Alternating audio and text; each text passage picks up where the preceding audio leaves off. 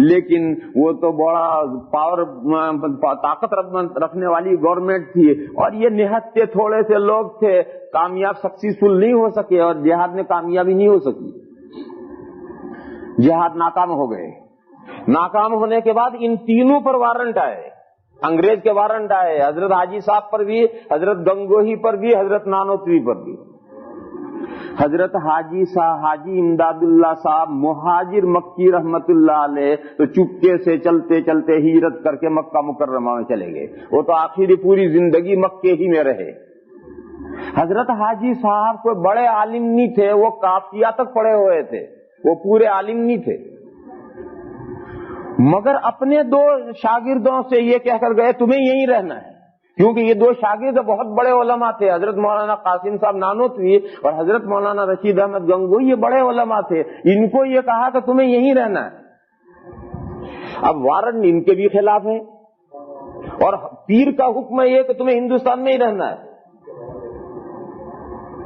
Warrant 3 سال تک رہا، ان 3 سال میں حضرت نانوتوی تو ہاتھ ہی نہیں آئے، 3 سال تک چھپے رہے، اور حضرت نانوتوی تو ہاتھ ہی نہیں آئے، کیونکہ حضرت نانوتوی قدس سرہ ایسے سادہ تھے کہ کوئی انہیں پہچان ہی نہیں سکتا تھا کہ یہ کچھ 4 حرف بھی جانتے ہوں گے، بالکل جیسے دیہات کا آدمی ہے، ایک موٹی سی لنگی اور ایک کرتا لٹھے کا اور ایک کندھے پر لنگی ڈالے پھرتے تھے، کوئی سمجھ ہی نہیں سکتا تھا کوئی مولوی۔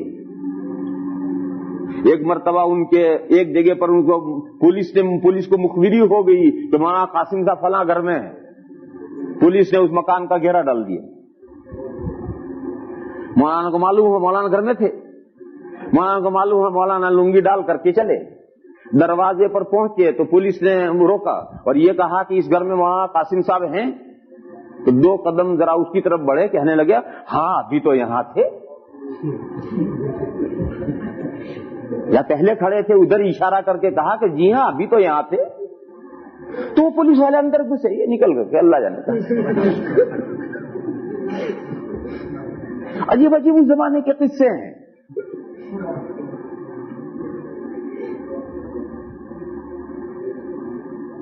ایک مرتبہ حضرت تفریح کرتے کرتے دیوبند کے قریب میں ایک مانکی گاؤں ہے،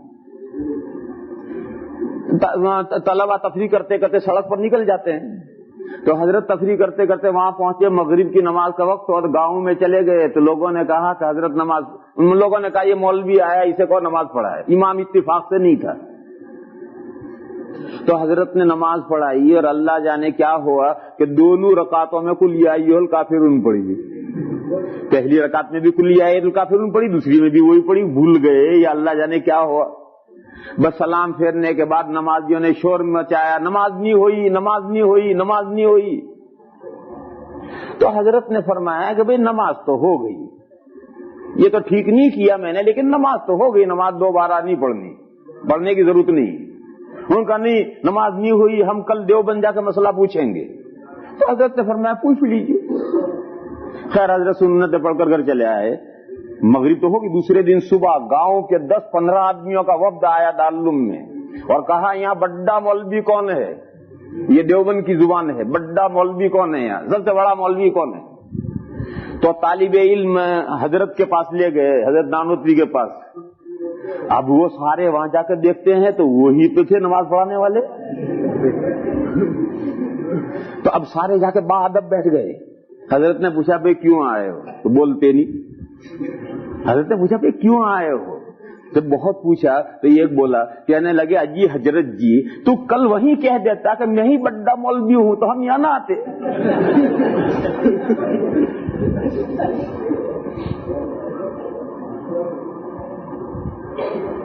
ایک مرتبہ حضرت تفریح کر کے آ رہے،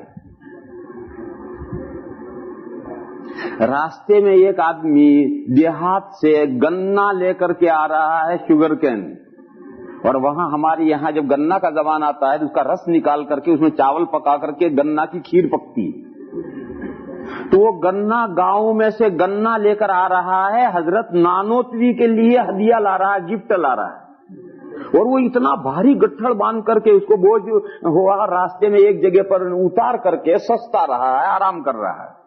حضرت ادھر سے آ رہے تو حضرت نے مجھ سے پوچھا کہ ارے بھائی تجھے نہیں، حضرت وہاں سے گزرے تو اس نے کہا بے مولوی یہ گٹھڑ میرے سر پہ دھر دے، یہ گٹھڑ میرے سر کے اوپر رکھ دے. تو حضرت نے جب اٹھوا رہے تو حضرت نے اٹھواتے وقت قسمت کے مارے اس سے کہہ دیا کہ ارے تجھے بوجھ لگے تو لا میں اٹھا لوں. تو کہنے لے اٹھا لینا پھر. خیر حضرت نے وہ گنا اٹھا لی اور وہ آگے آگے چل رہا ہے، حضرت پیچھے پیچھے چل رہے ہیں. اب دیوبند کی طرف چل رہے ہیں، باتیں ہو رہی ہے. ارے تو کہاں سے آ رہا ہے؟ اس نے میں فلاں گاؤں سے آ رہا ہوں. کیوں آ رہا ہے؟ اس نے کہا مولوی قاسم کے لیے گنا لایا ہوں، وہ گنا کی کھیر پکا کر کھائے گا اس لیے میں یہ گنا اس کے لیے لایا ہوں. اب حضرت سن رہے ہیں کہ انہی کے لیے کوئی ہدیہ آ رہا ہے. حضرت نے کچھ نہیں بولا، باتیں کرتے گئے. جب میں دیوبند قریب آیا تو حضرت نے کہا لے بھائی اب تیرا دیوبند تو آ گیا، لے تو اپنا گٹھڑ لے، تو اپنا راستہ ناپ، میں اپنے راستے پر جاؤں. تو اس نے وہ گنا لے لی اور حضرت الگ راستے پر چلے، یہ الگ راستے گئے. وہاں ایک مسجد ہے، چھتے کی مسجد، اس مسجد میں حضرت نانوتوی رہتے تھے، وہاں کمرہ تھا. تو حضرت جا کر اپنے کمرے میں بیٹھ گئے.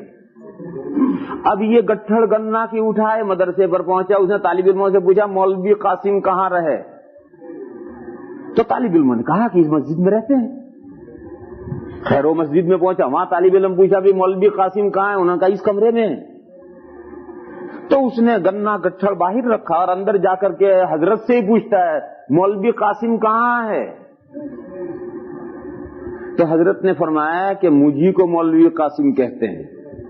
تو کیا اچھا تجھے گنا کی کھیر کھانی ہوگی؟ اس نے کہا اچھا تجھے گنا کی کھیر کھانی ہوگی اس لیے مولوی قاسم بنا ہے، اور نہیں دی. واپس آیا، پھر طالب علموں سے پوچھا مولوی قاسم کہاں ہے؟ طالب علموں نے کہا وہی حضرت بیٹھے ہوئے ہیں. تب اسے یقین آیا، آ کر اس نے معافی مانگی. حضرت نے فرمایا کہ معافی مانگنے کی کیا بات ہے بھائی، تجھے باہر ہو رہا تھا، میں نے تیری مدد کر دی، کیا برا کیا؟ غرض وہ عجیب و غریب قسم کے اتنے سادے تھے کہ انہیں کوئی پہچان ہی نہیں سکتا تھا کہ یہ کوئی 4 حرف بھی جاننے والا ہوگا. اس لیے 3 سال مسلسل پولیس ان کے پیچھے پڑی رہی، مگر وہ تو کہیں ہاتھ ہی نہیں آئے. اور 3 سال کے بعد وارنٹ کی مدت پوری ہو گئی، عام معافی کا اعلان ہو گیا. حضرت گنگو ہی پکڑے گئے، جیل میں گئے، ان کے خلاف مقدمہ چلا. سہارنپور کی کورٹ میں ان کے خلاف مقدمہ چلا اور انگریز کی کورٹ میں مقدمہ چلا.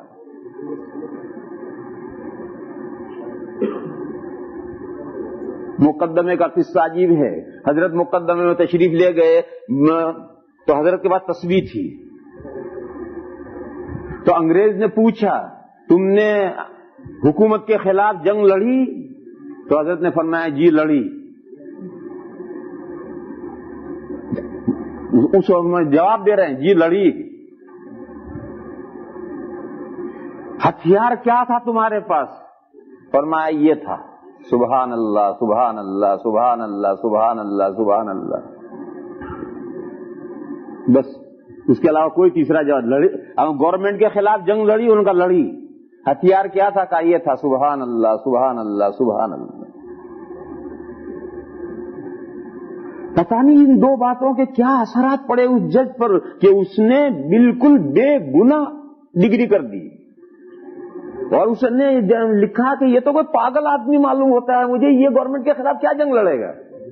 یہ اسے ڈگری میں لکھا کہ یہ شخص جس پر الزام ہے کہ اس نے گورنمنٹ کے خلاف جنگ لڑی ہے اور لیڈنگ پارٹ ادا کیا ہے، یہ لیڈنگ پارٹ کیا ادا ہے تو پاگل آدمی مجھے معلوم ہوتا ہے، اور یہ بالکل بے گناہ ہے، اس پر الزام ہے، یہ گورنمنٹ کے خلاف جنگ لڑنے والا نہیں. تو حضرت تو یوں بری ہو گئے ڈگری سے، سہارنپور کی جیل سے چھوٹ کر الزام سے بری ہو کر حضرت تو گھر آئے، اور حضرت نانوتوی پکڑے ہی نہیں گئے. خیر جب یہ 3 سال گزر گئے اور عام معافی کا اعلان ہو گیا، اس 3 سال کے اندر صرف یو پی میں 10,000 علماء کو پھانسی دی گئی. ان 3 سال کے اندر صرف یو پی میں، پورے ملک میں کیا ہوا ہوگا پورے دنیا تو اللہ جانے، صرف یو پی میں 10,000 علماء کو پھانسی دی گئی. اور علماء نہیں، یہ عام قانون تھا کہ جس کا لمبا کرتا اور داڑھی دیکھو کوئی مقدمہ چلانے پکڑو اور پھانسی دو، وہ مولوی ہے. جس کا لمبا کرتا ہو اور داڑھی ہو بس وہی بس علامت مولوی ہے، اسے پکڑو اور پھانسی دو. پھر جب یہ 3 سال گزر گئے اور عام معافی کا اعلان ہوا تو اب سوال پیدا ہوا، اب سر جوڑ کر کے علماء بیٹھے، اب کیا ہونا ہے ہندوستان کا؟ ہندوستان دارالحرب تو بہت پہلے سے ہو گیا تھا، لیکن نام کی مغل گورنمنٹ باقی تھی۔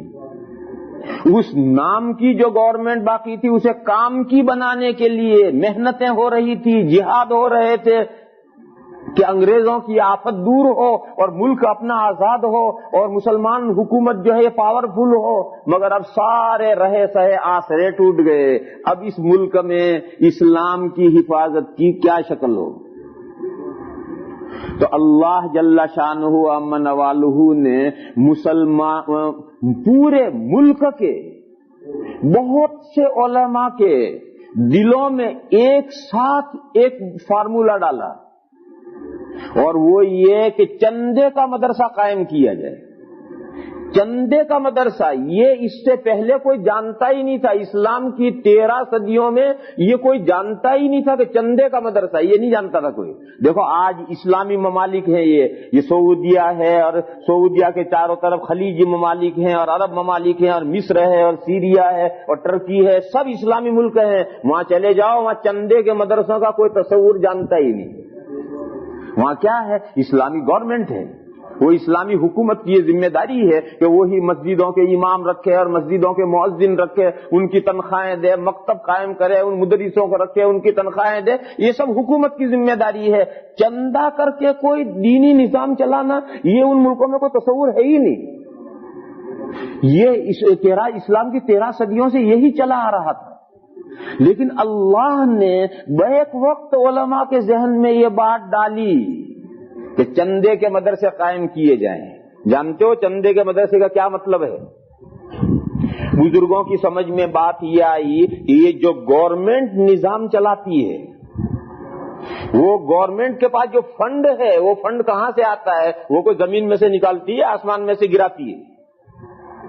گورنمنٹ جو فنڈنگ کرتی ہے وہ فنڈنگ تو لوگوں سے لیتی ہے ٹیکسز کے نام پر، اور اس سے فنڈنگ کرتی ہے اور اس سے آگے نظام پھیلاتی ہے۔ آپ کی یہ برٹش ہے، آپ کے یہ امریکہ ہے، یا ویلفیئر بہت سے رقمیں گورنمنٹ دیتی ہے، تو کہاں سے لاتی ہے؟ لوگوں ہی سے ٹیکس لیتی ہے، اور اتنے ہیوی ٹیکس لیتی ہے کہ لوگ پریشان وہ ٹیکس لیتی ہے اور دوسروں کو ویلفیئر کے نام سے دیتی ہے۔ معلوم ہوا کہ اصل فنڈ جو ہے وہ لوگوں کے جیب میں ہے، گورنمنٹ کے پاس میں فنڈ نہیں ہے۔ اگر لوگوں کے سب ٹیکس آنے بند ہو جائیں تو گورنمنٹ کے پاس کچھ نہیں ہے۔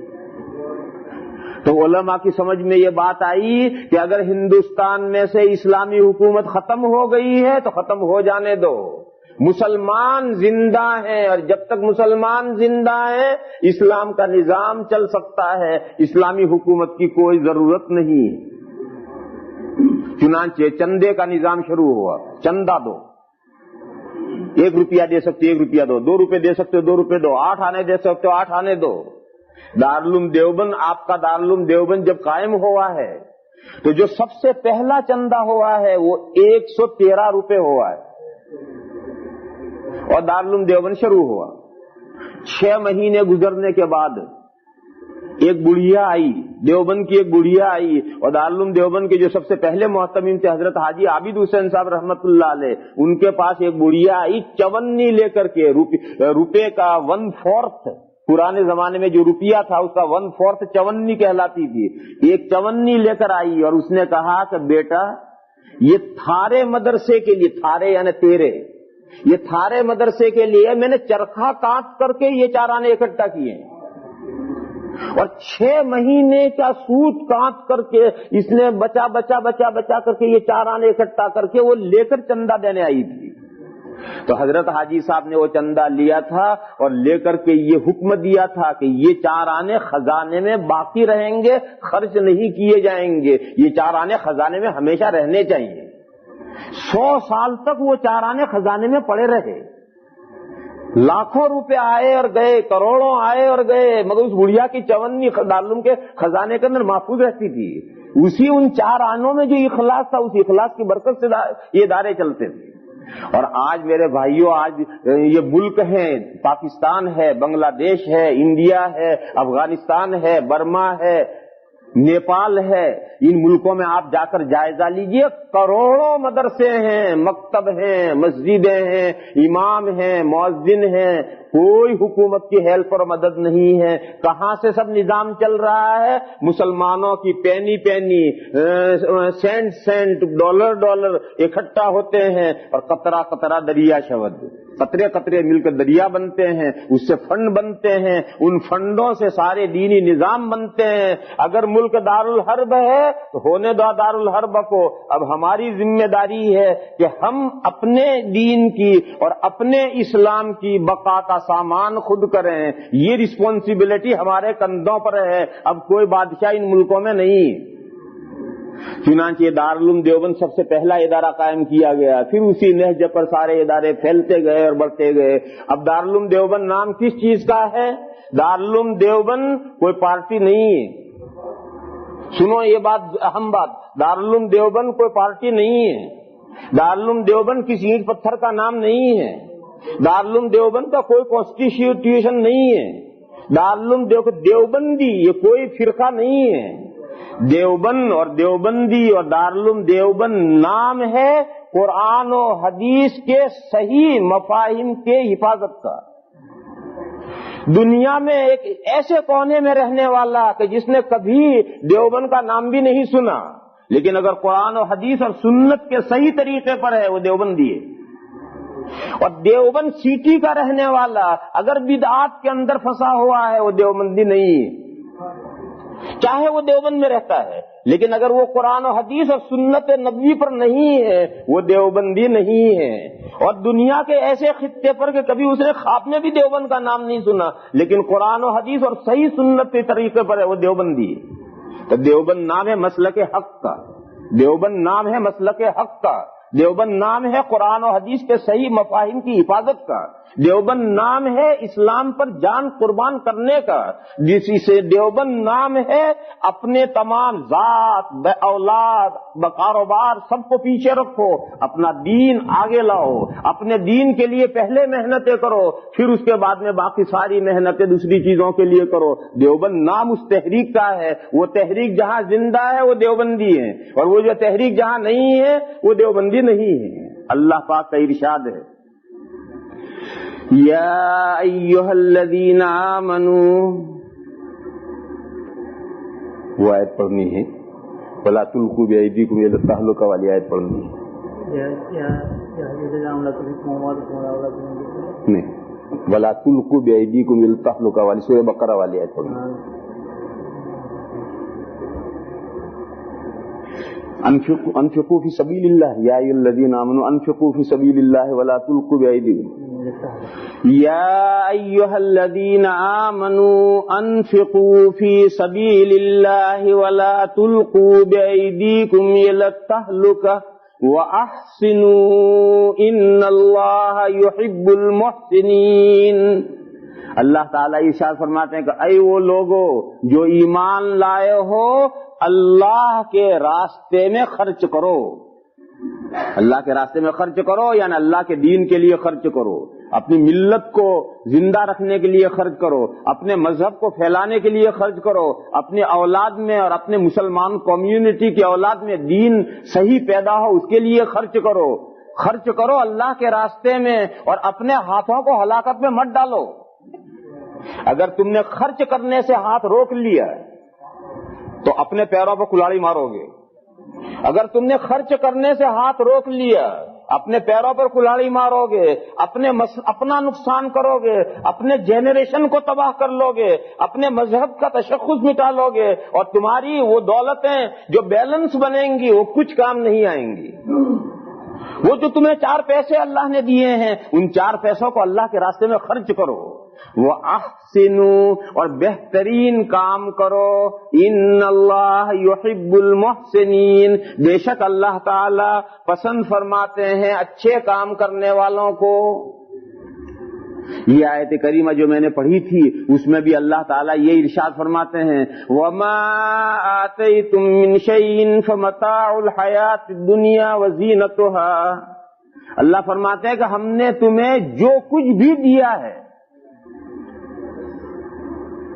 وہ صرف دنیا میں 4 دن استعمال کے لیے،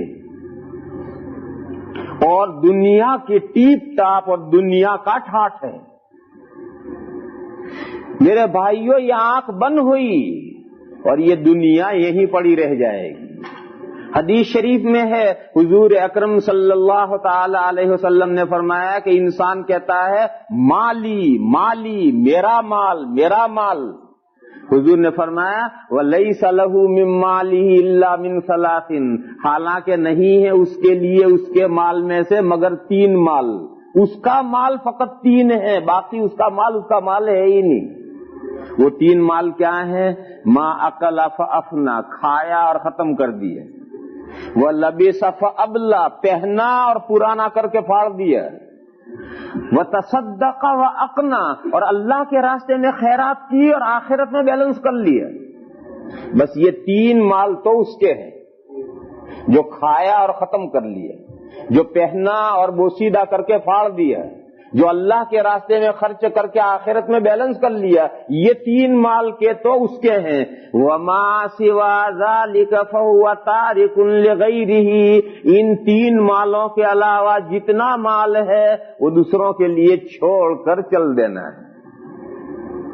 اس لیے اللہ فرماتے ہیں کہ تم کو جو کچھ بھی دیا گیا ہے وہ سب دنیا میں 4 دن استعمال کرنے کا سامان ہے، اور دنیا کی چند روزہ ٹیپ ٹاپ ہے۔ وَمَا عِندَ اللَّهِ خَيْرٌ وَأَبْقَىٰ، اور جو اس مال کے خرچ کرنے پر تمہیں اللہ کے یہاں صلہ ملے گا، بدلہ ملے گا، وہ بدلہ بہتر بھی ہے اور دیر پا بھی ہے، زیادہ دنوں تک رہنے والا بھی ہے، بہتر بھی ہے اور دیر پا بھی ہے۔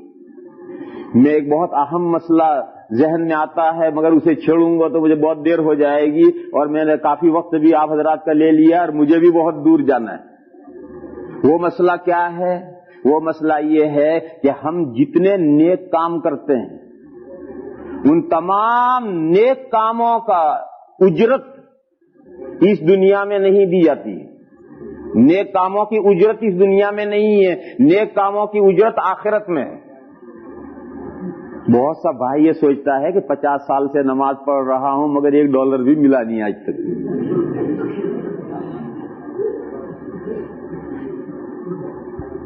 تو وہ اس کو میں سمجھا رہا ہوں، $1 نہیں، 1 سینٹ بھی اس دنیا میں نہیں ملے گا۔ وہ تمام عبادات اور اعمال صالحہ کا اجر آخرت میں ہے، اس دنیا میں اجر نہیں ہے۔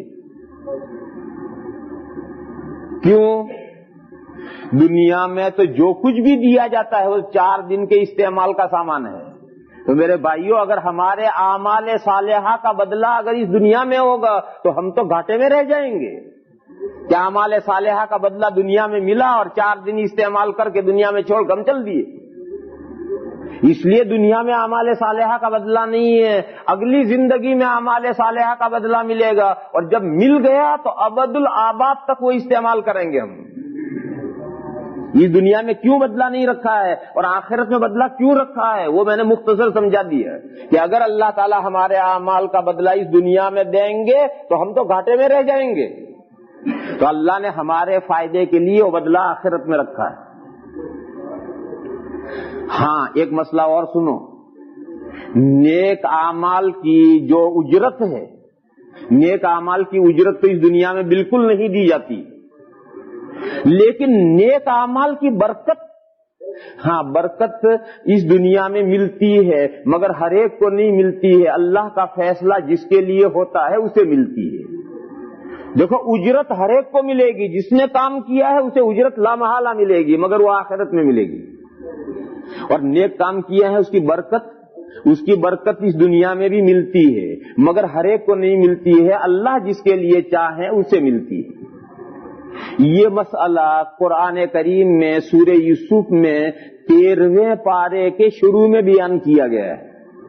13ویں پارے کے شروع میں مسئلہ یہ ہے کہ یوسف علیہ السلام یوں ٹھوکریں کھاتے کھاتے مصر میں پہنچے، پھر وہاں سے یوں جیل میں پہنچے، اور پھر یوں جیل میں سے چھوٹ کر کے بادشاہ کے دربار میں پہنچے، اور بادشاہ کے دربار میں پہنچ کر کے پورے مصر کے کلیدی عہدے کے مالک بن گئے، گویا وزیر خوراک بن گئے، وزیر فوڈ بن گئے، بلکہ وزیر نہیں، سارے ملک کی پیداوار کے تنہا مالک بن گئے۔ جب یہ واقعہ ہوتا ہوتا یہاں تک پہنچا ہے تو وہاں قرآن کریم نے وہ واقعہ روکا ہے اور روک کر کے چند آیتیں فرمائی۔ وَكَذَلِكَ مَكَّنَّا لِيُوسُفَ فِي الْأَرْضِ يَتَبَوَّأُ مِنْهَا حَيْثُ يَشَاءُ۔ اللہ فرماتے ہیں کہ دیکھو یوں ہم نے یوسف کو ملک مصر کے اندر جماؤ دے دیا، پورے مصر کا مالک بنا دیا، اور تاکہ پورے ملک میں جہاں چاہیں جائیں آئیں گھومیں پھریں۔ ابھی تو جیل خانے کی کال کوٹڑی میں تھے، کھانا نہیں تھا، اور ابھی 5 منٹ کے اندر پورے ملک کی قسمت کے مالک بن گئے، جہاں چاہیں آ جائیں، جہاں چاہیں رہیں، جہاں چاہیں سہیں۔ وَكَذَلِكَ مَكَّنَّا لِيُوسُفَ فِي الْأَرْضِ يَتَبَوَّأُ مِنْهَا حَيْثُ يَشَاءُ نُصِيبُ بِرَحْمَتِنَا مَن نَّشَاءُ۔ یہ ٹکڑا مجھے سنانا تھا۔ نصیب برحمتنا من نشاء، پہنچاتے ہیں ہم ہماری مہربانی جسے چاہتے ہیں۔ یہ جو ہماری مہربانی، یہ اعمال صالحہ کی برکت ہے، یہ اللہ جسے چاہتے ہیں اسے پہنچاتے ہیں۔ بہت سے انبیاء ہیں کہ دشمنوں نے انہیں قتل کر دیا، دشمنوں نے سر پہ آرا رکھ کر چیر کے 2 ٹکڑے کر دیے۔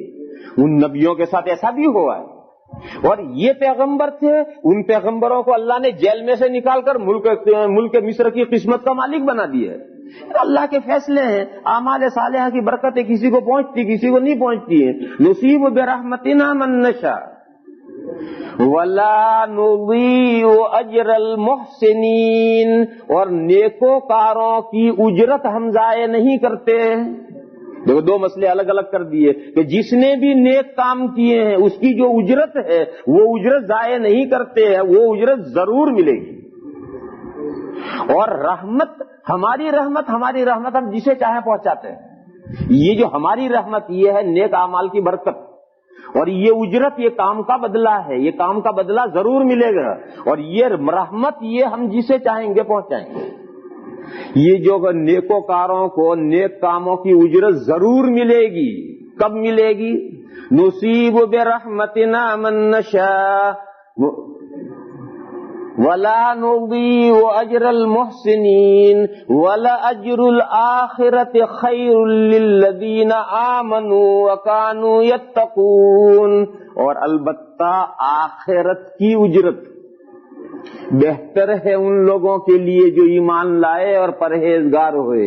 اس آیت نے بتایا کہ نیکوکاروں کو جو اجرت ملنی ہے وہ آخرت میں ملنی ہے، اور آخرت میں کیوں ملنی ہے؟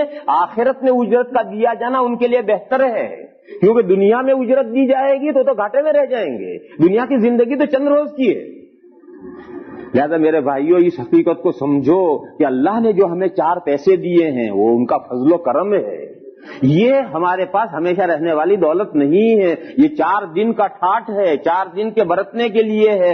اس کو اگر ہم اپنے مذہب کے لیے، اپنے دین کے لیے، اپنی اولاد کے لیے، اپنی کمیونٹی اور کی جنریشن کے لیے، اپنے مذہب کی اشاعت کے لیے اور حفاظت کے لیے اگر اس پیسے کو خرچ کریں گے تو یہ ہم پر عائد شدہ فریضہ ہے۔ کیوں؟ ہم دارالحرب میں ہیں، اور دارالحرب کا مطلب ہی یہ ہے کہ وہاں ساری رسپانسبلٹی ہمارے کندھوں پر ہے، وہاں کوئی اسلامی بادشاہ نہیں ہے۔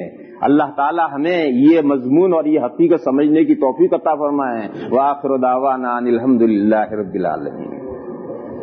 اللهم صل وسلم وبارك على سيدنا ومولانا محمد وعلى آل سيدنا ومولانا محمد بعدد من صلى وسلم. اللهم أرنا الحق حقا وارزقنا اتباعه وأرنا الباطل باطلا وارزقنا اجتنابه. اللهم لا مانع لما أعطيت ولا معطي لما منعت ولا ينفع ذا الجد منك الجد. اللهم عافنا واعف عنا واغفر لنا وارحمنا إنك أنت التواب الرحيم. سبحان ربك رب العزة عما يصفون وسلام على المرسلين والحمد لله.